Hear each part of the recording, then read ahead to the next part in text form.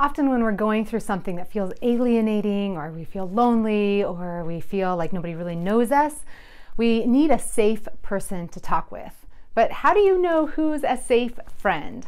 One of the ways that we can help kind of process and think through who to choose to share with and who to confide in is by using what I call the Frientimacy triangle. So I've got tons of videos on my YouTube channel about this, so I'm not going to go into depth on it, but we can see quickly that there's 3 requirements to healthy relationships. Positivity, which is leaving us feeling good.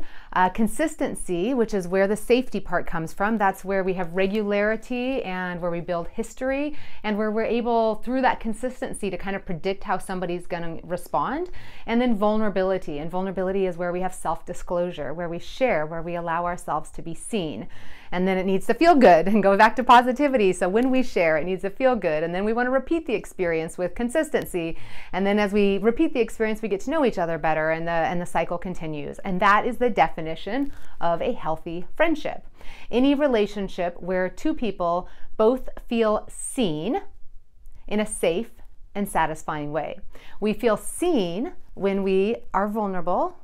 We feel safe when there's been consistency there, when there's a track record, a pattern, a history, and we feel satisfied when we end up feeling the positivity, that sense of empathy or validation or laughter or encouragement or hugs or smiles or all those things, whatever they're all appropriate in different ways and different times, are the examples of positivity. Positivity does not mean Pollyanna. It does not mean not saying something negative. It means how we end up saying thank you afterwards, how we end up feeling seen and appreciated, encouraged during that space. It's how we're left feeling for our sharing.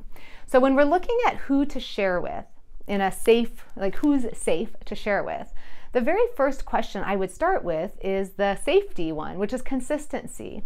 Who have you been consistent enough with? Who have you have a history with? Somebody that you interact with enough.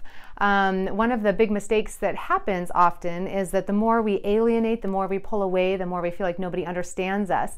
We tend to not have very many relationships that are safe, that are close, that are consistent.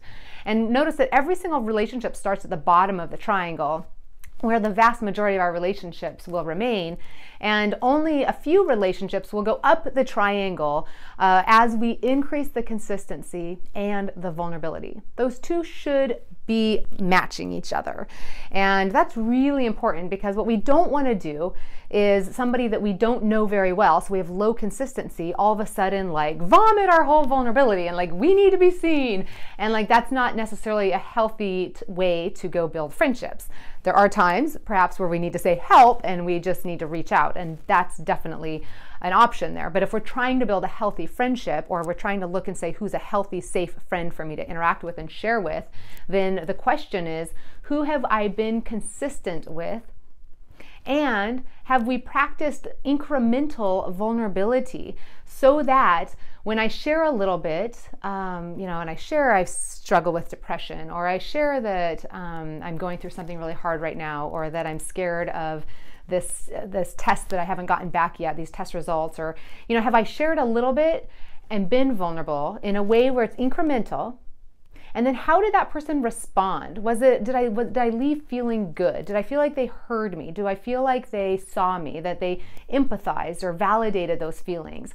And if so, then I will want to repeat the experience and share a little bit more. But I never need to just share and then wonder and be like, I wonder how they're going to respond.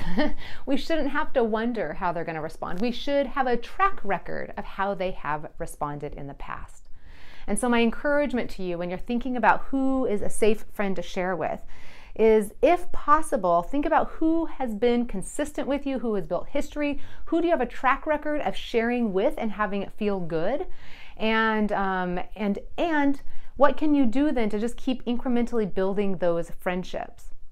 And if you look around and you're like, ooh, I'm not sure I have that, then what can you do today to start incrementally developing that?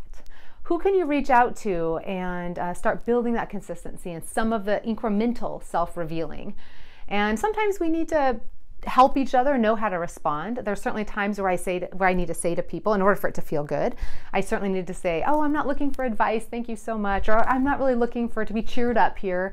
What I'm looking for is just somebody who's like, that sucks. And so sometimes we can guide people and help people. That's part of vulnerability.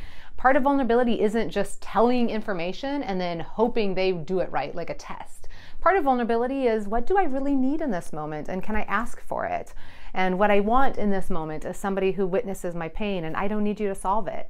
And that's vulnerability, to say that, to be able to own what we actually are looking for, what will help us feel seen. Our job is to build relationships where we feel seen in a safe and satisfying way. And we want to do that in such a way that we're helping other people know how to do that with us. And so hopefully this has been helpful for you to just kind of start thinking through the checklist of what types of friends you're looking for, of what types of friendships you're developing, is a better way to say that. Today, wherever you are, I want you to be surrounded with safe relationships where you know you are supported. And if you don't have that today, then know that you can build it up. This isn't just something where you have to hope you find somebody. This isn't a matter of finding the right person and then being able to say everything. This is about developing a friendship that can sustain you and that can sustain them. It has to go both ways. Even when we are looking for a safe person to share something with, even when we're lonely, even if we don't have enough people to share with and so we all bottled up, it's still our job to show up, to ask how they're doing, to be curious about their lives, to affirm their lives, to leave them feeling good, to thank them for being somebody, to affirm what we see in them. It's our responsibility to do these three things, not just go get these three things, but to do these three things, to initiate these, to show up, to be a safe person, and to build the safe friendships that we ultimately need.